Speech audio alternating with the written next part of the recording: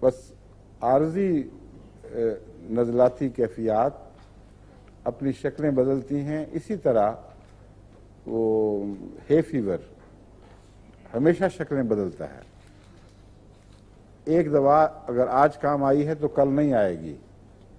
ایلیم سیپا سے آپ اس کا علاج کریں گے، یہ عارضی دوا ہے، مستقل سورا کی دوا نہیں ہے. یہ آج کا ایگزیما ہے فیور چند دن میں ٹھیک کر دے گی. مریض ہنستا کھیلتا اپنے پاس اس کی شیشی بنا کے رکھ لے گا. اگلی دفعہ جب آئے گا ہے فیور تو اس کو کچھ فائدہ نہیں ہوگا. اس لیے ہے فیور میں بھی اور دیگر گہری نزلاتی بیماریوں میں، دمے وغیرہ میں بھی آپ کو لازماً گہری دوا کی تلاش ہوگی. دمے کو میں نے سورا کے ساتھ ذکر کیا ہے اس کا، کیونکہ میرے تجربے میں اس کا اس کے ساتھ تعلق ہے.